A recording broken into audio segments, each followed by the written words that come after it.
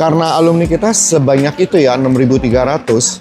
Terus yang benar-benar masuk di dunia arsitektur yang jadi konsultan arsitektur itu sebetulnya persentasenya sangat-sangat kecil. Banyak di luar sana itu lembaga yang ngomongnya lembaga investasi tapi bodong. Jadi memicu kalau misalkan uangnya berkurang atau hilang ataupun karena resiko bisnis dianggap sama dengan yang si bodong itu. Selama kita masih mau getol untuk bisa fokus dan masih cari cara solusi, itu ketemu jawabannya juga pasti. Oke, first of all, thank you so much ya. Mungkin teman-teman bisa lihat hari ini kita suasananya berbeda. Kita ada di Mega Build di JCC Senayan. Dan nggak sendiri ya, seperti biasa ada Ciwini, Ko Paulus, atau kita sebutnya Ko Apau. Lakili juga kita di satu ikatan alumni arsitek Untar nih. Di samping saya udah ada chairman-nya, Pak Sidi Wigunate, dokter insinyur ya Pak ya. Gelarnya masih dokter insinyur, bayangin loh. Sama magister teknik. Sih, magister teknik. Sebelahnya Ko Apau siapa nih? Ini Henry Vincent, seorang CEO Bizier, founder. Adik kelas ya? Adik kelas. Belajar desainnya sama Oh, jadi sama aku juga belajar bisnis sama dia. Gitu. Hari ini mungkin dari Pak Sidi dulu ini. Ilumarta bisa dapat booth segede gini kalau nggak berkat Pak Sidi sih, wah. Nggak bisa namanya ada ikatan alumni arsitek bisa dapat booth segede ini loh. Iya benar. Benar nggak? Indobuild. Kok bisa sih Pak gitu dapat booth sebesar ini Pak Sidi? Saya kira ini memang karena efek dari networking sih. I see. Jadi memang nggak mendadak gitu ya. Kayaknya sebelum saya jadi ketua Ilumarta deh, udah terbina hubungan dengan beberapa pihak. Habis gitu pihak sini berkembang, kemudian Ilumarta akhirnya bangkit nih. Gitu, muncul lagi, aktif lagi. Nah, saya pikir network ini akan semakin bisa berkolaborasi karena masing-masing punya kekuatan yang bisa bersinergi gitu. Awalnya tuh dimulai dari ketika anniversary-nya komunitas sinergi di IDD waktu itu. Waktu itu saya masih single fighter, belum ketua juga deh kayaknya. Event itu minta saya untuk membawa massa. Kan kalau ada event kekhawatirannya adalah kalau sepi gitu kan. Nah akhirnya saya usul kalau mau massanya banyak, yang paling gampang kita datengin mahasiswa. Nah cuman kalau mahasiswa mau dateng, ada caranya. Dosennya harus dilibatkan gitu ceritanya. Ada 4 dosen yang dilibatkan ya dengan membawa mahasiswa kelasnya masing-masing. Karena mau bawa mahasiswa butuh kendaraan.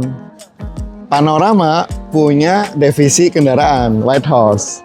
Akhirnya saya sering ketemulah dengan Pak Royanto yang mana adalah presidirnya Panorama Media yang incas untuk Mega Build. Jadi runtutan ceritanya sepanjang itu. Entah kenapa sih saya juga nggak tahu reasonnya seperti apa. Tahu-tahu suatu hari Pak Roy minta saya, Pak Sidi jadi kurator dong untuk Mega Build. Apa nih tugasnya gitu kan?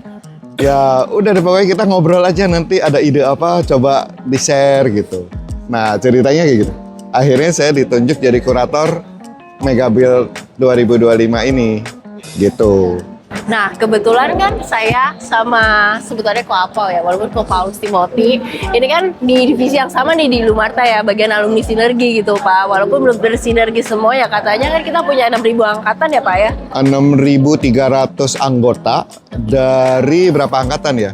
Kita mulai dari tahun 62. Jadi kita jurusan arsitektur swasta tertua di Jakarta. Dari tahun 62 sampai sekarang berarti udah 63 tahun. Nah, berarti 63 angkatan. Iya kan? Iya benar, 63 angkatan. Benar. Pas ini angkatan keberapa masih ingat nggak? Saya sih udah lupa angkatan keberapa. Saya angkatan 83. 83. Bahkan kita aja belum lahir ya. Belum. Nah, Anda makin meng-highlight gitu ya. Kesenjangan ini semakin jauh gitu. Jadi ketahuan umur ya? Bener. Padahal dia sendiri juga sepintas memang selaras gitu ya Pak. Tapi beda angkatan sama saya juga gitu. Saya angkatan termuda loh di sini loh, di atas meja ini loh sekarang. Ya enggak? Di antara kursi ini gitu. Benar. Teman-teman mungkin banyak yang belum kenal nih sosok Ilumarta. Even waktu aku reach out ke Ko Vincent, dia juga apa itu Ilumarta gitu Pak sebenarnya. Kita itu mau bawa misi apa sih Pak sebenarnya di Ilumarta ini gitu. Menjelang pandemi, Ilumarta itu vakum. Tuh. Karena ketua yang lalu memang habis masa jabatannya di tahun 2019 dan dia nggak mau diperpanjang. Terus waktu itu kebetulan saya kaprodi, si ketua itu menyerahkan kunci ruang ke saya. Walaupun sebetulnya secara prosedur bukan ke saya gitu kan. Cuman waktu itu memang agak gimana lah, agak chaos gitu kan. Ya udah. Terus pandemi. Oke. Wah, udah tambah parah. Vakum, bener-bener vakum. Saya sebetulnya emang udah gelisah dan saya pikir kita punya potensi sedahsyat ini kok vakum gitu kan. Nah, terus ada Bu Sis Ninik. Kalau tanpa Sis Ninik, Ilumarta bisa jadi belum ada, belum bangkit lagi. Nah, berkat Sis Ninik, dia di kepengurusan lalu tuh sekjen. Dia yang sibuk nyari calon ketua yang mau ngehidupin lagi Ilumarta nih. Nah, saya nggak tahu sebetulnya udah ada 2 calon. Saya nggak tahu. Jadi waktu saya ngomong ke Sis Ninik, saya bilang, Nik, oke deh, gue nyalonin diri gitu kan. Nah, jadi saya calon ketiga waktu itu, gitu. Setelah ngomong begitu, baru dikasih tahu nih, udah ada nih 2 calon lain. Ya udah kita ngadain pemilihan, gitu. Ya udah, bikinlah itu kan kampanyenya. Iya. Nah, kampanyenya saya dibantu Bro Dian, gitu. Nah, dia yang bikin ininya nih presentasinya, gitu. Jadi ada discussion dengan beberapa teman, gimana nih apa yang harus kita lakukan untuk Ilumarta gitu. Jadi yang saya sampaikan adalah yang pertama, karena alumni kita sebanyak itu ya 6.300, terus yang benar-benar masuk di dunia arsitektur yang jadi konsultan arsitektur itu sebetulnya persentasenya sangat-sangat kecil. Average, mungkin di sekitar 10% gitu ya. Betul, bisa lebih kurang Pak. Bisa jadi kurang, Ini aja betul. di antara yang duduk ini yang menjalani pure Cuma arsitek masih satu. Betul. Jadi, Satu. Bener nggak? Ini pun beda angkatan jauh. Nggak iya. jauh. Waduh, jauhnya nggak perlu disebut. Terus yang pertanyaannya kan gini, 90%-nya ngapain? Kan kemana-mana nih. Artinya apa? Kita punya potensi kolaborasi yang sedahsyat itu karena kita begitu beraneka ragam. Sehingga kita nggak saling saingan sebetulnya. Kita nggak head to head. Nah, di situ saya ngeliat ini chance yang sangat bagus untuk kita membangun sinergi nih. Karena gimana pun kalau pengalaman saya, waktu lagi kerja nih, begitu ketemu Untar, itu somehow langsung klik, langsung deket. Dan ikatan emosionalnya begitu kuat gitu kan. Nah, saya pikir kalau kita sesama alumni, apalagi jurusan yang sama, itu kalau collab, wah itu dahsyat banget. Itu yang saya lihat, karena ada potensi sedahsyat itu, maka saya memberanikan diri lah, nyodorin diri, oke deh, gitu kan. Terus kepilih gitu ya. Jadinya waktu pemilihan terpilih, ya udah, ayo. Visi saya waktu itu, yang sampai sekarang ya, yang dijadikan visinya Ilumarta adalah membangkitkan kejayaan alumni arsitektur Untar melalui Ilumarta yang peduli. Gitu, itu visinya. Terus kenapa sih kok ada kata kejayaan? Karena saya ngelihat alumni arsitektur Untar itu kalau lagi di dunia profesi, dunia kerja, begitu ngomong itu orang udah pada salut gitu kan. Emang jaya gitu ya. Kok vakum gitu kan. Maka ini harus dibangkitkan. Terus kenapa harus peduli? Ini dimulainya dari waktu saya jadi kaprodi tahun 2018-19, cuma 2 tahun sih. Setiap semester itu ada ortu mahasiswa datang ke saya. Banyak. setiap semester itu belasan curhat, nangis-nangis, minta keringanan biaya kuliah. Apakah bisa dicicil, atau bisa ditunda, atau segala macam lah. Intinya, ternyata mahasiswa arsitektur Untar itu enggak semuanya smooth ya menjalani kuliahnya. Ada beberapa yang terkendala, terutama masalah finansial. Nah, dari situ saya tuh, aduh rasanya gimana gitu ya, ininya ya. Akhirnya saya pikir ini kita perlu melakukan sesuatu untuk bisa mensupport mereka. Gitu sih ceritanya. Temanya it's all about you ya, vision juga yang Bapak bawa. Itu jadi moto. Motonya kita. Iya, it's all about you. Dan kebetulan you-nya bisa Bentar lagi nih kemana-mana. join deh kayaknya. Nggak kan related sama finance ya. Nah, fun fact ya Pak, saya juga sebenarnya it's kind of blessing yang begitu kita kelar internal meeting nih yang mengenai mega build, saya beraniin diri karena beberapa bulan lalu saya tuh di DM sama bukan Vincent, sama Victor. Ya, si fan guy-nya si Koko ini gitu kan. Ci coba deh wawancara Ko Victor, kenal aja juga enggak. Ko Vincent tuh kan kebalik sampean. Ya Ko Vincent gitu kan. Terus saya buka dong Pak Instagramnya kan. Kalau nggak salah udah followersnya udah cukup banyak gitu kan Pak, ribuan kan. Terus dia udah Forbes 30 Under 30 Asia ya, bener ya, nggak salah kan. Terus ada Prestige juga 40 Under 40 ya sih Pak. Ini salah satu alumni yang maksud saya nggak banyak orang tahu di antara angkatan-angkatan kita, tapi berprestasi sekali gitu kan. Sayang sekali kalau misalkan kita nggak bisa bawa alumni-alumni kita ini gitu Pak Sidi. Makanya saya juga pilih topik yang untuk kita hari ini ada Big Mo, karena I think buat momentum Bapak juga bisa dapat ini, salah satunya momentum juga kan untuk Ilumarta, untuk Mega Build maupun untuk Ko Vincent sendiri gitu kan. Jadi tadi Bapak juga sempat singgung mengenai finance segala macam kan Pak Sidi. Nah ini expertnya, rajanya ini, investor, lihat dong bajunya, bshare.id gitu kan. Mungkin lebih relate sama The Startup Guy ya, sama Bro Paulus kayaknya gitu. Betul, startup juga kan. Coba, mungkin bisa diceritain nggak, Ko Vincent, apa sih sebenarnya bshare.id? Yes, thank you teman-teman udah di-invite sama Ilumarta, thank you Pak Sidi. Iya sebenarnya waktu dulu kan saya alumni arsitek angkatan 2012. Beda dikit ya sama Bro apa ya? 2011. 2011 ya. Jadi memang arsitek seru banget sebenarnya gitu ya, dimana ya udah ngejalanin kerasnya kehidupan tuh di arsitek gitu bisa dibilang. Di kuliahnya. Jadi sebenarnya udah kayak teasernya dulu gitu ya, bergadang ngerjain rekor kan 5 hari nggak tidur segala macam lah, ngerjain stupa segala macam, masih ingat banget lah ya kan. Ternyata berguna itu. Berguna itu Pak, latihan kerja keras ya. Mental ya kan. Nah, seiring berjalannya waktu, habis lulus, memang challenge-nya kalau arsitek kan kita harus butuh waktu sampai karya kita terbangun ya.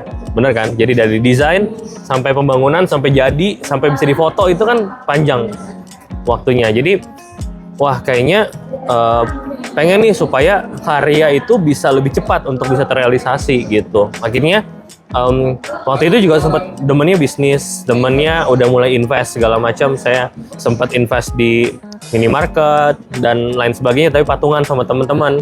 Dari sana kepikiran, kenapa enggak kalau kita buat sebuah metode ataupun wadah di mana kita bisa saling kolaborasi, semua masyarakat Indonesia bisa ikut patungan juga jadi pemilik bisnis. Saya bikin yang namanya bshare. bshare ini platform investasi mirip kayak Bursa Efek Indonesia tapi buat UKM gitu. Jadi kita bisa membantu bisnis UKM yang mau scale up, bisa menerbitin saham, obligasi sama sukuk. Kita yang bantu distribusi dividen, laporan keuangan bulanannya by system gitu. Jadi yang tadi nggak kenal satu sama lain bisa ikutan untuk invest juga, dan kita jadi wasitnya lah istilahnya. Waktu itu 2017 ketemu sama co-founder segala macam. Awalnya memang sempat bikin juga konsultan arsitek. Sempat bikin satu bangunan lah gitu, kos-kosan gitu. Akhirnya pivot dan memang nggak lanjut lagi dengan teman-teman. Akhirnya bikin startup sendiri dan ketemunya sama teman-teman yang bukan arsitek, ketemunya sama anak IT, sama orang finance gitu kan. Kalau saya kan backgroundnya bukan finance pastinya, bukan finance, bukan IT. Untungnya ketemu sama co-founder yang memang pengalaman di bidang itu. Jadi ada yang sampai sekarang kita tinggal berdua lah sama Giovanni yang memang orang IT dan operation cukup oke lah. Kita jalanin bshare 2017, belum ada securities crowdfunding, belum ada equity crowdfunding pada saat itu. Jadi kayak OJK pun itu belum ada regulasinya. Jadi kita yang ikut bantu OJK menyusun regulasi waktu itu. Ya karena udah biasa di sketsa dulu jadi PU kan, jadi udah biasa nyari-nyari sponsor, nyari ketemu regulator gitu kan. Jadi banyak pengalaman Ternyata sebenarnya. manfaat dari perkuliahan Manfaat banyak Pak. yang ekstrakurikulernya juga bermanfaat gitu ya. Gitu. Banyak dapat inilah pengalaman-pengalaman. Karena di sketsa kan dulu handle juga 60 orang kan di PU kan. Pemimpin umum kan 60 orang, walaupun itu kan mahasiswa ya sama-sama. Sekarang kan tim juga kalau 60 orang berarti anggapnya kayak karyawan ya. Jadi kurang lebih sama lah, ada manajer, ada kabit gitu kan. Jadi kurang lebih banyak bekal-bekal dari situ sebenarnya. Dan singkat cerita sekarang di Bishare itu kita udah jalan hampir 8 tahun dari 2019 berizin OJK sampai sekarang udah hampir 8 tahun kita berdiri. Kita udah invest sekitar 250 miliar bersama dengan 350.000 investor di seluruh Indonesia dari Sabang sampai Merauke gitu ya. Jadi total kita udah bantuin 150 business owner untuk bisa ekspansi bisnisnya lah ke seluruh Indonesia gitu. Hebat juga. Keren. Jadi kalau teman-teman di sini yang ada project misalkan butuh mau dibantuin pendanaan kan biasanya bayar tempo segala macam kan. Nah, kita bisa bantuin pendanaan tuh rame-rame sama masyarakat Indonesia atau satu komunitas kita bisa ajakin patungan invest bareng juga bisa gitu. Nah, Ilumarta mau kita kolaborasi segala macam, invest ke sesama anggota boleh Kita banget. bisa bikin inkubator. Iya, bisa Pak. Gitu. Jadi Inkubator kita bisa bener. kolaborasi sih, kita jadi funding partnernya karena ekosistemnya kita udah ada semua. Ini dari tadi sambil saya senyum-senyum ini, soalnya memang biasanya investasi kebanyakan nih, serial entrepreneur soalnya ya. Gimana sih? Ada pertanyaan ke Bapak Bishare.id ini loh. Mungkin kalau pertanyaan enggak ya, tapi maksudnya saya tuh no wonder sih. No wonder tuh kalau misalnya kita bilang alumni arsitektur tuh walaupun end up kerjanya nggak align ya menjadi arsitek atau ya kita bilang nggak align lah dengan arsitek, misalnya pindah atau misalnya pivoting ke misalnya bagian financial atau misalnya apapun itulah, menurut saya itu no wonder kalau bisa sukses gitu loh. Nah, kenapa? Karena sesuai, maksudnya pengalaman saya juga ya, karena alumni Untar juga. Jadi tuh dari dulu kita tuh udah ditempa lah. Jadi sebelum mau ngapa-ngapain tuh kita udah harus pikirin konsepnya dulu, purpose-nya dulu, ada konsepnya, ada Jujur ya. purpose-nya, terus ada planningnya mau seperti apa. Kemudian dalam sebuah planning itu ya kita aware kayak misalnya di sekeliling kita nih ada apa. Kalau dulu di arsitektur mungkin kita awareness-nya itu adalah mata angin, kayak misalnya Mas Sidi ya kan mempelajari mata anginnya, ini hadap mana, mataharinya dari mana dan lain-lain. Nah, jadi makanya saya bilang kalau seperti Vincent bisa sampai sedetail ini itu nggak jauh-jauh dari ya pengalaman dulu. Mungkin kuliah ya di tempat, jadi kayak konsepnya ini nih, purpose-nya ini nih, planningnya ini nih, terus kemudian awareness-nya seperti apa kan pasti ada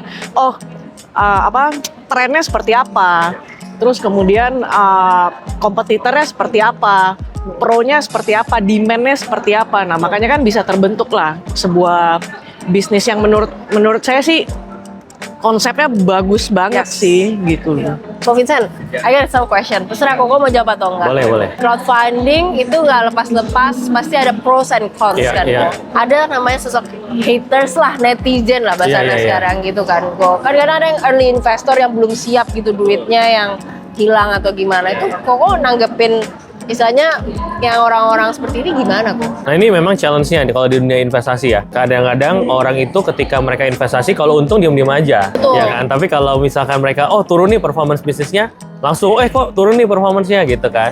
Tapi sebenarnya padahal kita sudah coba edukasi gitu ya. Misalkan kalau semua orang mau investasi, selalu disclaimer itu kita paling gede. Bahwa investasi itu ada resikonya, ada performance yang bisa turun, ada misalkan bisnisnya bisa worst case kalau kita bisnis apa sih? Ya bisa bangkrut usahanya. Sebenarnya Bishare ini kan sebenarnya sama dengan kalau konsep kita tradisional bisnis. Kita mau buka coffee shop, ya kan? Kita misalkan butuh 1M, begitu hilang kan hilang 1M kan? Nah, tapi dengan patungan hilangnya berapa? 1 juta. Sebenarnya kalau bicara risiko untuk investasi di Bishare karena kita patungan ini lebih kecil.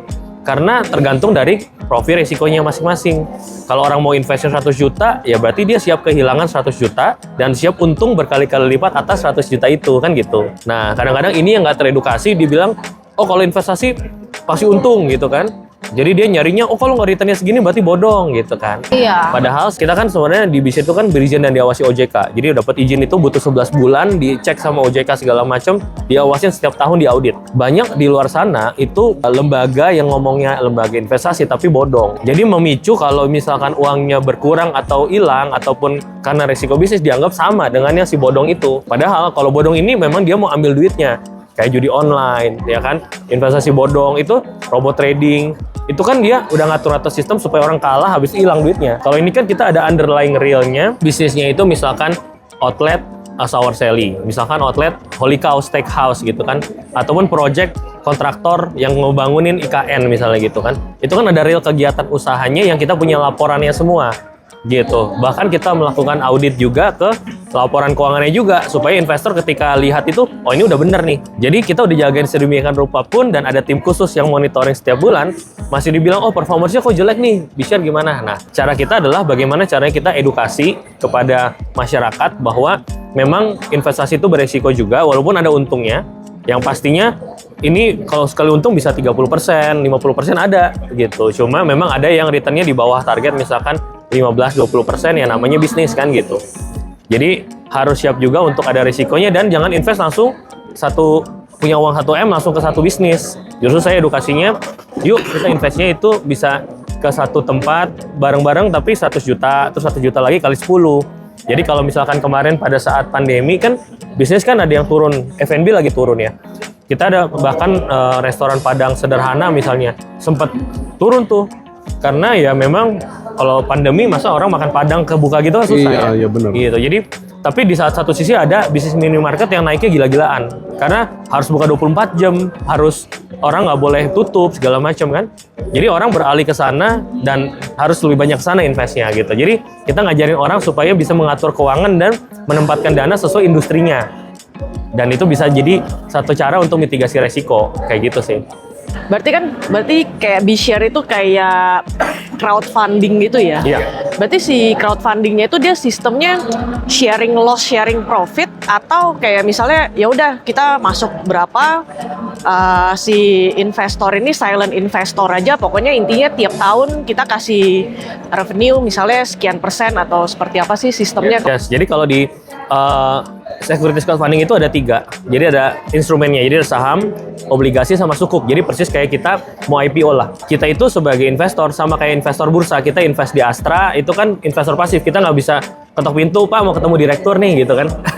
Jadi benar-benar pasif. Cuma memang kita itu ada berapa persen, misalkan saham ya, contohnya saham itu setiap bulan secara berkala kita ada laporan keuangan sama laporan kegiatan operasional. Kalau di TBK kan bahkan triwulan ataupun tahunan kan. Kalau kita bulanan sebenarnya gitu. Jadi orang bisa lihat performance-nya gimana segala macam. Dan sistem kepemilikan sahamnya ini kita ada masukin di kustodian. Jadi ada bank kustodian sama KSEI, Kustodian Central Efek Indonesia. Jadi persis kayak kita invest di perusahaan TBK. Jadi kepemilikannya itu ada aset atau surat berharganya gitu. Jadi sama juga dengan sukuk tadi, misalkan ada project financing untuk pengadaan bahan material untuk pembangunan, contohnya rumah gitu ya. Kita ada tuh banyak developer besar, vendornya kita bantuin pendanaan gitu. Nah dia kan biasanya supply barang, butuh waktu untuk dia beli bahan dulu, habis itu kirim, baru dibayar kan gitu. 3 bulan tuh tempo biasanya. Nah itu kita bantuin pendanaan, nanti bagi hasil aja. Nah jadi setelah selesai ya udah balikin pokok plus bagi hasil profitnya. Kayak gitu, dan kita udah tahu profitnya berapa. Nah, jadi mekanisme-mekanisme seperti itu yang menjadi solusi selain lembaga-lembaga keuangan kayak perbankan gitu kan. Jadi kita nggak harus pakai jaminan. Yang penting kita kita punya joint account gitu ya. Jadi kita pakai rekening bersama supaya kita bisa saling monitor segala macam. Jadi investor pun ketika invest itu udah kita kurasi, kita analisis legalnya, finansialnya sampai seaman mungkin, baru kita berani tawarin ke publik gitu. Walaupun nggak menjamin kinerja masa depan ya gitu, cuma at least sejauh mata memandang kita pun yakin ini aman gitu, baru kita berani listing. Kayak gitu sih sebenarnya. Mungkin yang bikin gue penasaran ya, Iya. ketika orang pengen invest, ini kan B-Share kan menjadi platform berarti Iya, kan ya. benar. Sebagai business owner kan mungkin kalau yang normal-normal, yang konvensional bisnis kan bisa. Selain daripada konvensional bisnis, Iya. this year itu bisa fokus kemana lagi sih? Jadi business owner tuh tahu nih, Oke. misalkan dia ada yang startup, ada yang gini kan. Oke. Nah, menarik bro. Jadi sebenarnya B-Share itu memang kita fokusnya ke profitable business. Profitable business itu adalah bisa jadi UKM ataupun bisnis konvensional gitu yang menghasilkan profit. Industri pun bisa beragam gitu ya. Mau itu franchise, F&B, laundry, logistik, konstruksi, pengadaan minyak, apa segala kita juga ada sebenarnya. Tapi mekanisme kita adalah memang nggak bisa yang startup banget.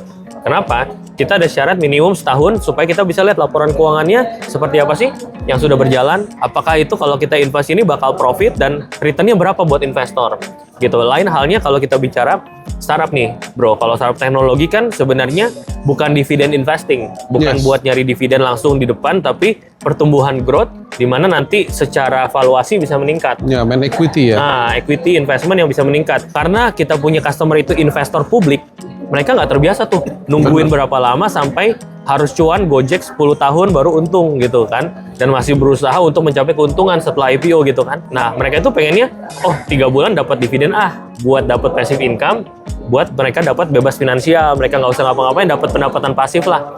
Sambil mereka tetap kerja juga jadi arsitek, jadi apa, tapi ada dana, masukin lah bikin bisnis coffee shop gitu kan. Tapi ada coffee shop yang jalan tanpa mereka harus urusin, mereka tetap jadi konsultan arsitek misalnya.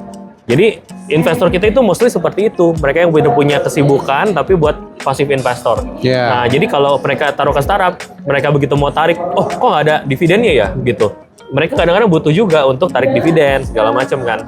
Gitu. Jadi belum terlalu cocok, tapi kita pernah kerja sama dengan beberapa startup. Kenapa?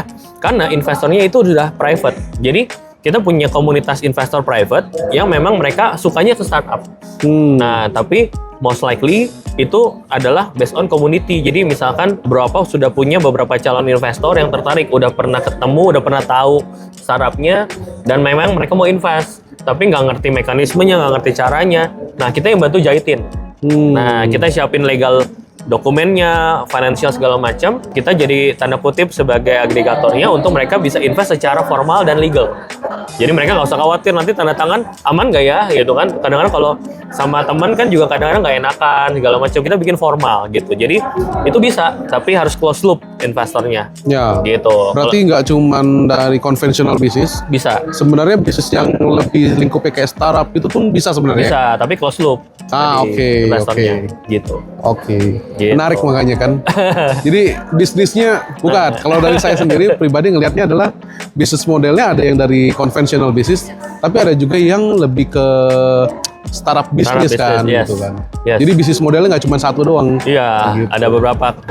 Apalagi banyak sekarang kan second gen family business pengennya ekspansi kan, mereka lebih fast growth. Mungkin waktu itu kapan juga Koko juga ada yang F&B juga yang Koko posting di Instagram juga, itu kan dari conventional business juga, terus dicoba dibukain ke arah sana gitu kan. Kayak sekarang kita lagi buka Bakmi Naga misalnya. Iya itu. Nah. Iya, saya nggak berani sebut brand tadi. Ownernya kayaknya dari Sinergi ada tuh ya. Oh gitu ya. Bakmi Naga, Pak. Bakmi Naga. Di restoran ya. Iya. Jadi ownernya itu udah generasi ketiga. Jadi dulu kan memang konvensional bisnis lah, udah hampir 50 tahun. 47 tahun. Ya sekarang dia udah mau expand lagi sama kita tuh. Jadi udah buka cabang, sekarang lagi buka di PGC, kita bisa invest bareng-bareng kayak gitu. Membantu orang itu lebih banyak bisa cepat ekspansi, dan masyarakat bisa jadi bagian dari bisnis yang tadinya mereka, gimana ya jadi owner bisnis ya gitu. Itu yang kita lakukan sih sebenarnya. Tapi ide menarik ya Pak Sidi. Berarti sebenarnya buat yang Ilumata kan, sorry ya, banyak teman-teman kita yang udah di usia produktif juga kan, nggak semuanya jalannya smooth. Ada yang pengen pivot nih di umur 35 segala macam, midlife crisis gitu atau apapun gitu kan, pivot gitu mau kerja sendiri, entrepreneur, tapi kan nggak tahu soal pendanaan gitu sih Pak. Itu jadi salah satu concern juga sih Pak Sidi sebenarnya ke teman-teman kita. Saya kira kita salah satu yang lemahnya di perkuliahan arsitektur, knowledge tentang finansial kita lemah gitu ya, sama manajemen kali ya, kita juga agak lemah. Mungkin memang butuh kontrak kayaknya sama Ko Vincent, literasi finansial gitu, literasi finansial. Atau bikin divisi satu lagi di Ilumarta ya. Boleh langsung kayak kalau on cam nggak bisa, dia senyum gitu kan, off cam langsung Pak sorry gitu kan. Dia Enggak ditodong. iya ditodong. Boleh tahu Pak Vincent, soalnya banyak banget kok yang butuh sebenarnya. Termasuk saya tipikal yang blur. Saya tuh bukan yang tipikal mainnya saham segala macam, diajak orang untuk IPO segala macam. For me I'm still scared gitu loh, karena karena banyak kan motifnya yang tadi Koko mention kan, either cuma mau ambil duitnya terus buy gitu kan itu nggak bertanggung jawab kan. Benar. Tapi ada juga yang memang growth-nya pelan-pelan. Benar kata Pak Sidi, masih yang early investor itu masih banyak sekali kok gitu. Benar. Makanya PR edukasi kita mesti terus, tapi sebenarnya ini satu peluang untuk kita bisa kolaborasi. Tadi setuju sih Pak Sidi, apalagi kalau teman-teman Ilumarta kan sebenarnya cocok lah, ada yang udah bisnisnya udah lumayan maju, mau ekspansi gitu kan, ataupun mereka yang tadi punya dana lebih mau ikutan invest tapi bingung kemana, mendingan ke sesama alumni yang circle-nya udah kuat tadi. Betul. Dan kalau mereka mau nipu kayaknya agak susah juga lah. Maksudnya kita kan saling kenal gitu loh. Maksudnya ya kita bisa saling jaga juga, itu nilai tambah juga, lebih aman juga sebenarnya gitu sih. Kalau mau nipu mikir 2 kali kali. Ada Pak Sidi langsung feng shui-nya gitu. Pace dihitung dulu. Iya, kayak gini aja contoh, seberang kita ada Koloni Arsitektur juga, part of like Ilumarta member juga kan. Dia udah punya community base juga cukup besar kan ya.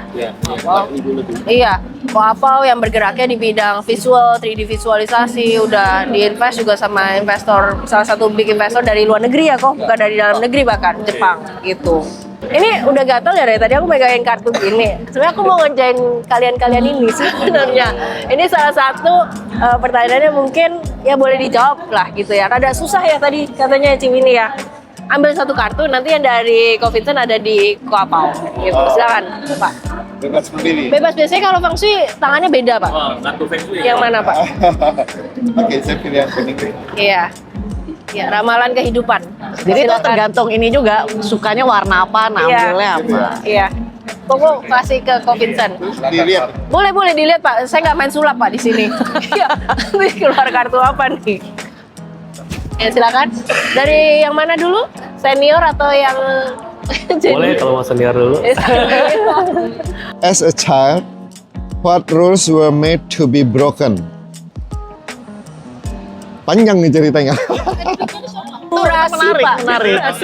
Kurasi. So, saya pikir yang pertama memang saya rada nyeleneh kali ya. Dari kecil, kalau pengalaman di keluarga, saya ini anak bungsu. Cuman selisih terdekatnya, kakak terdekat, selisihnya umurnya jauh.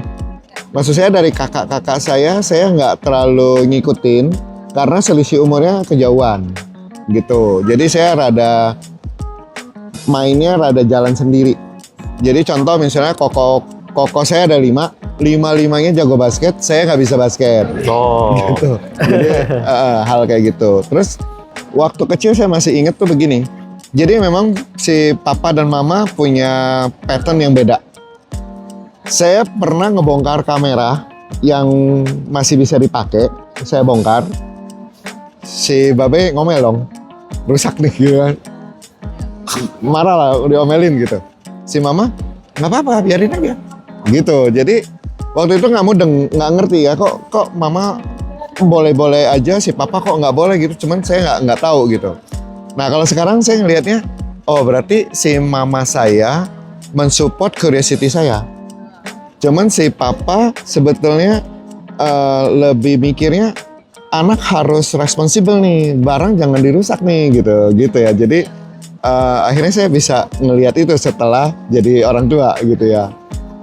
Terus karena mungkin anak paling kecil itu orang tua udah punya pengalaman ngedidik yang gede-gedenya. Saya ini dididik rada bebas.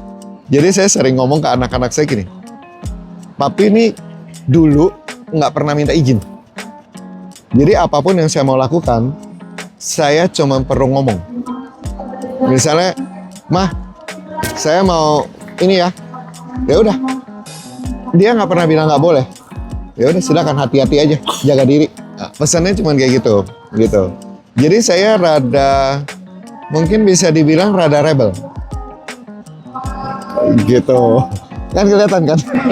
Enggak Ya? Enggak rebel. Tapi itu yang membentuk Pak Sidi menjadi seorang arsitek, emang udah ada benihnya gitu. Iya. Nah ini juga lucu. Sebetulnya saya nggak punya cita-cita jadi arsitek. Wow. Awalnya ya. Sampai iya. Ya, dari kecil sampai SMA semester 5 saya pengennya jadi dokter. Gitu. Terus pas liburan dibawalah ke koko saya nih, bawa saya main ke temennya. Jadi saya cita-citanya pengen kuliah kedokteran di Jerman. Jadi waktu SMA saya cuma fokusnya mata pelajaran bahasa Jerman, kimia, biologi. Semester 5 liburan dibawa koko ke temennya yang baru pulang dari Jerman, lulus kedokteran di Pancoran. Dagang piring, Dagang piring. toko piring. Shock dong, kok gitu kan? Saya tanya kenapa? Dia bilang, aduh, kalau mau buka praktek jadi dokter, saya harus apa sih istilahnya koas. Masuk kampung 2 tahun. Dia kuliahnya 8 tahun. Masuk lagi 2 tahun, total 10 tahun. Pulang di rumah saya buka rapot. Nilai gue yang bagus. Yang lain apa ya? Menggambar. Oh, Jadi dari kecil suka lihat komik, ditiru gambarnya gitu kan. Jadi nilai menggambarnya di SMA bagus. Begitu lulus SMA, saya hanya daftar di arsitektur. Itu ceritanya. Keren. Tapi nanti ada lanjutannya Gak deh. apa, nanti bikin podcast kedua. Boleh nggak? Series Siap. series kedua. Kan masih belum ada. Feng Shui. Iya, Feng Shui dan kehidupan Pak Sidi up close gitu kan. Biar mengalir seperti feng shui. Wih, di. Selanjutnya, Bu Oh iya Vincent. boleh. Ini pertanyaannya, when was the last time you took a leap of faith and found out you could fly? Oh, saat tembak cewek kali ya kayaknya. Enggak, enggak. Kok cewek?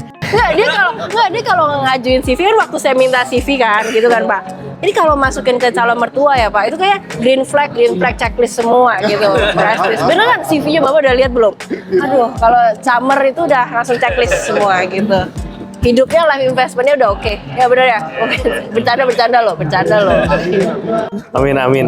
Nah, memang nggak nyangka juga kalau Bishare itu kita, kan kalau saya di Bishare itu awalnya 2017 sampai sekarang gitu ya. Awalnya kan kalau bicara leap of faith kan nggak ada yang tahu bahwa sebenarnya kita itu bisa patungan jadi pemilik bisnis secara formal dan legal gitu ya. Dan bisa ngebantuin banyak orang ekspansi bisnis gitu. Jadi awalnya dulu cuma ide, karena kalau perbankan kan udah sering banyak lah ya, peminjaman segala macam udah banyak. Cuma kalau kita bicara bursa efek segala macam itu kan ya cuma di bursa doang, nggak ada yang untuk UKM, dan itu besar-besar, perusahaan besar gitu kan. Kita punya ide untuk melakukan itu, dan sebenarnya kalau di luar itu kan kayak contoh securities crowdfunding segala macam itu untuk startup tadi ya, kayak berapa bilang. Oh di Indonesia kayaknya nggak bisa deh karakternya gitu kan. Jadi harus yang cuan gitu ya, harus yang cuan bisnisnya. Ya udah kita bikin yang untuk bisnis UKM, dan ya kita nggak nyangka juga lewatin pandemi segala macam itu gila banget sih pandemi. Kita kita lagi pusing segala macam April waktu itu, tapi karena kita fokus ke minimarket dan segala macam langsung naiknya gila-gilaan. Jadi kita mau dapat investasi besar di after pandemi itu di Oktober November gitu, karena ternyata kita bisa lewatin badai yang orang kira itu gede banget ya, itu pandemi semua orang terdampak gitu kan. Dan kita baru-baru ini juga belum selesai dari challenge juga, masih banyak juga challenge-nya, tapi ini kemarin juga baru selesai juga gitu ya, permasalahannya segala macam. Dan sebenarnya selama kita masih mau getol untuk bisa fokus dan masih cari cara solusi, itu ketemu jawabannya juga pasti. Yang satu yang menarik di dalam dunia ini kan, kalau kita bicara profesional ya, kuliah itu juga challenge. Mungkin teman-teman tahu lah, kalau sama-sama alumni, saya hampir nggak lulus Stupa berapa tuh ya, yang zaman angkatan gue tuh yang dihajar semua Stupa 5 ya. Stupa 5. Stupa 5 itu Stupa 5 hampir nggak lulus. IP-nya itu 2.0. IPK. Yang Stupa itu IPS. sebelum, kalau mau lulus kan harus 2 ya minimal. Kalau itu kan harus ulang lagi ya Stupa ya kan. 2.0 apa 2.1 gitu. Akhirnya kok bisa lulus? 2.1 kan masih lolos kan? Masih lolos. Lolos bukan lulus. Lolos. Itu agak sedikit menyentuh. Masih lolos ya kan. Jadi nggak harus ngulang lagi Stupanya gitu. Jadi lulusnya masih bisa sesuai jadwal. Ya itu nggak nyangka juga, karena akhirnya udah punya ide lah. Pokoknya kalau Stupa yang penting dimasukin dan kita selesai semua, at least masih dapat lah 2.0 lah. Kok, jangan kok. Aku aja bingung di angkatanku ada yang dapat A, Pak. Pokoknya dari Stupa 1 sampai Stupa itu, di Stupa 5 nggak lulus. Nah, Itu kayaknya ada badai memang di situ. Badai Pak, tolong ya. Masih ada nggak sih sekarang? Masih ada ya sekarang? Bukan badai, bodai, Iya. bodai. Abodai. Oke. So far kita dapat insight-nya cukup banyak ya. Sebenarnya aku nggak pengen selesaiin podcast ini, pengennya lanjut terus gitu kan ya. Tapi Perlu kasihan bikin kan next udah series menjelang juga sih. gimana? Perlu bikin next series lebih in-depth Iya, lagi. boleh nggak ya? Tolong dijadwalin. Biasanya gitu kalau nggak ditodong nggak mau. Gitu kan. Kok Vincent bulan depan ada kosong di jadwal Oh, kapan iya. gitu ya? Mungkin. Weekend boleh, tolong. Cik. Weekend. Kupas ini juga kosong kan bulan depan Siap, ada. siap. One last quote Pak, mungkin untuk teman-teman Ilumarta ini. Saya mengajak nih teman-teman alumni arsitektur Untar untuk bisa lebih melihat bahwa Ilumarta yang sekarang beda nih. Kita pengen ngerangkul, contohnya kepengurusan aja kita ada dari angkatan 79 sampai angkatan 2020. Jadi spreadnya seluas itu. Tujuannya adalah memang kita menyadarkan bahwa kita family, ya kan, kita ini satu family yang potensinya begitu dahsyat. Kalau kita berkolaborasi, saya udah melihat sih bahwa hasil panennya bakalan bagus deh, Nah, gitu. Itu. termasuk kalau Ko Vincent join kan untuk pendanaan gitu. Ini udah nggak usah ditanya. Oh, nggak usah ditanya, bisa Pak. Iya. Udah pasti otomatis join jadinya. Sih, gitu. Potensinya besar kok Iya. Ko Vincent crowdfundingnya. Siap. Dari Ko Vincent apa nih? Ya, nah ini buat teman-teman semuanya, ini kan berarti ada arsitek, ada yang campur-campur ya kan. Jadi sebenarnya ya kalau kita bicara arsitek itu bisa lintas industri lah gitu ya, bisa dibilang. Dan kita nggak harus jadi pure arsitek pun tetap manfaatnya banyak dan bisa saling kolaborasi gitu ya. Inovasi segala macam itu yang saya dapat di perkuliahan itu bermanfaat juga sampai sekarang gitu ya. Jadi menurut saya apapun goals yang teman-teman punya gitu ya, selama kita fokus dan bisa serius ngejalaninnya, pasti ada titik di mana akhirnya kita bisa jalan dan akhirnya bisa smooth dan bisa ekspansi lebih pesat lagi gitu sih. Kalau dari tadi Ko Vincent bilang kalau di arsitek tuh sleepless kan, sleepless night terus kan. Ini nyadar nggak dari tadi bangku yang kita dudukin itu apa? Stressless loh. Nah hari ini, Sesuai dengan arsitek kan. Betul. Yang stres. nah tapi untuk invest ini Anda harus tahu harganya. Tapi mendingan kita invite dulu, ya, BizDev-nya dulu ya, stressless. Boleh Pak Henry, silakan Pak Henry. Tapi so far waktu duduk di sini nyaman kan? Berasa nggak mau berdiri lagi nih. Nah, sebab ini benar-benar produk Norway gitu. Aku juga waktu di Unang nih Pak, itu yang tadi pasti di mention kan, potensinya gede gitu kan. Kenapa gede?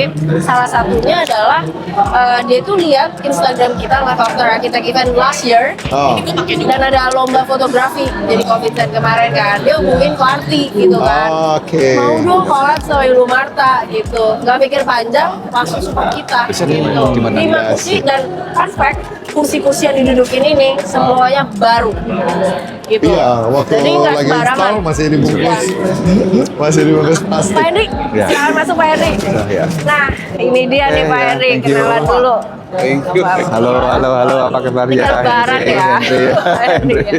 Nah, mungkin Pak Henry boleh nggak jelasin dikit stressless ini? Ya. Itu jadi ceritanya semua kursinya kita memang punya kelebihan bisa masuk ke sleep mode. Oke. Jadi kita ada tiga posisi ya. Posisi pertama adalah straight ya. Jadi kurang duduk ya.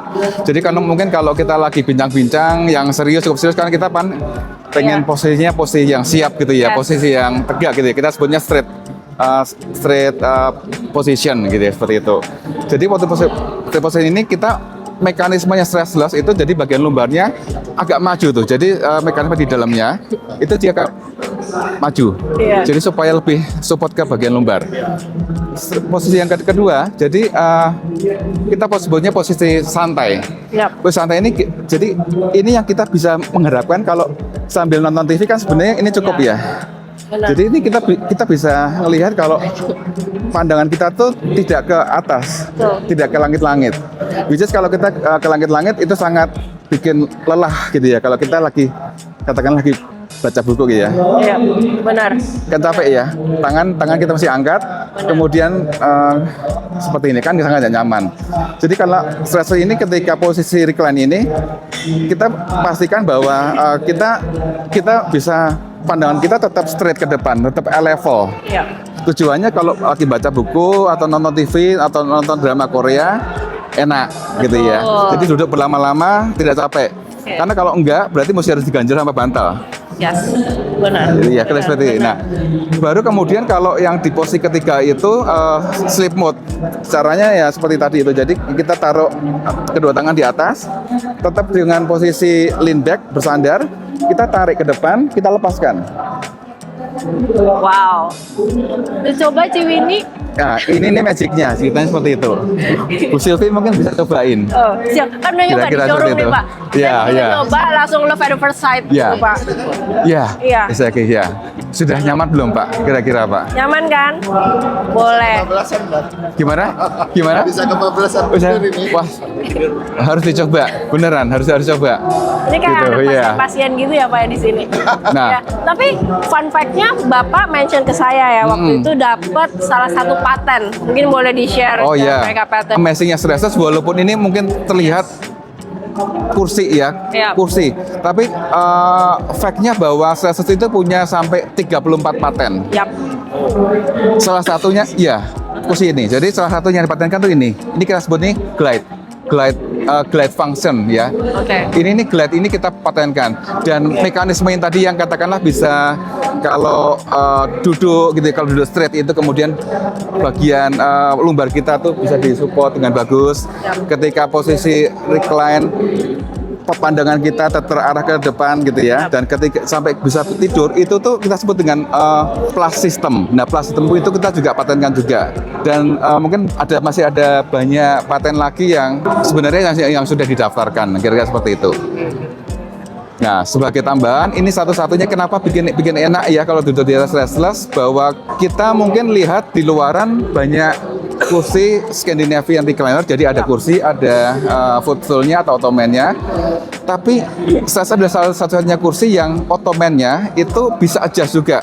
Kalau ini diperhatikan posisinya agak slope gitu ya. Kenapa? Ini kira-kira memang sudah itu research gitu ya. Kalau research ini posisi yang paling nyaman. Tapi kalau misalnya satu waktu tidak mau difungsikan, bisa adjust sesuai dengan posisi kaki, ini bisa di lock. Jadi kita posisinya benar-benar straight. Itu salah satu kelebihannya kita juga. Nah, kemudian kalau tadi ada pertanyaan mengenai kulit. Iya. Ya, bagusnya Stressless. Jadi bukan cuman kulit sebenarnya yang kita bisa customize. Yes.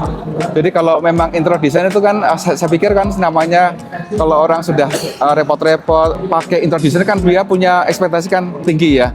Wah, saya maunya warna interior saya seperti ini ya. Yap. Mungkin mejanya, kursinya, lemarinya segala macam. Nah, Stressless ini bukan cuma kulitnya saja bisa di custom, tapi juga kulitnya ada di mana ini. Jadi di bagian base ya, base-nya ini kan juga ada pakai kayu kita dari Eropa, namanya itu kayu beech. Nah, jadi kita punya beberapa pilihan choice warnanya berguna dengan coraknya. Ini bisa di custom ya, bisa dipilih sampai sebegitunya kira-kira. Nah, untuk kulitnya sendiri kita ada beberapa tipe kulit Pak ya. Teksturnya ya. Teksturnya pun juga beda. Jadi yang paling yang pertama ada ya ini kalau Pak kalau boleh dipegang gitu kan feel-nya beda ya. Jadi yang membedakan adalah processing-nya sebenarnya Pak. Sama yang terakhir ya, ini pilihan warna seperti ini. Yang terakhir ini Ori ya. Ori ini teksturnya juga beda lagi. Jadi mungkin kalau orang memang sukanya yang benar-benar kulitnya benar-benar besar kulit gitu ya, yang agak rough gitu ya, yang teksturnya cukup kuat, bilangnya dari sini. Tapi ini lebih tebal ya? Sebenarnya Sama. ya, jadi sebenarnya kalau dibilang lebih tebal ada lebih tebal sedikit gitu ya. Tapi sebenarnya yang membedakan kenapa kok pertanyaan gini ya, pertanyaan mungkin kenapa kulit itu kok beda-beda, kulitnya Stressless terutama ya. Karena yang beda sebenarnya adalah processingnya. Jadi processing itu yang membedakan satu kulit dengan kulit yang lain. Walaupun sebenarnya ketika saya bawa sekolah ini 3 contoh tipe kulit ya, itu sebenarnya sama-sama kualitas yang terbaik. Yang membedakan apa adalah processingnya. Processing. Sebenarnya. Jadi semakin kulit itu bagus, seharusnya itu processingnya semakin sedikit. Oke. Sebagai contoh ya, namanya kita ini kan pakai kulit sapi ya, kita semua juga dari semua perusahaannya juga pilihan. Yang membedakan itu adalah kalau kulit mahal itu orang itu harus benar-benar milih semua bagian ya, semua bagian itu tidak ada cacat. Namanya hidup di alam gitu ya, pasti kena serangga. Ya. Itu yang membuat kulitnya hewan itu rata-rata bisa ada noda, mungkin ada kayak bekas-bekas luka gitu ya seperti itu. Nah, mahalnya seperti itu Pak. Jadi itu yang bikin kalau kulit asli kulit semakin bagus itu prosesingnya semakin sedikit tapi kualitasnya bagus. Karena memang harus dipilih sedemikian rupa supaya dia dapat semuanya itu bagus, tidak ada cacatnya. Lain halnya dengan kulit yang lain-lainnya. Mungkin saya jelaskan gitu. Keren. Dan yang satu hal yang pasti yang membedakan kulit kita beda adalah kulit kita ini dari bagian atas dari kulit. Bagian atas kita sebut dengan top grain. Terus ada nanti bagian bawahnya dan ada bagian tengahnya. Yang paling mahal itu paling atas. Paling atas itu memiliki semua yang kita sebut dengan kelenturan dan kekuatan, itu yang kita pakai. Jadi bukan mungkin kalau di tempat banyak mungkin yang mungkin di pasar bilang bahwa kulit saya adalah kulit asli. Ya benar. Tapi kulit di bagian mana? Karena beda layer, beda harga juga. Dan beda harga karena beda kualitas dan juga kekuatan dan elastisitasnya. Kurang lebih seperti itu. Dan konkret ya, tolong.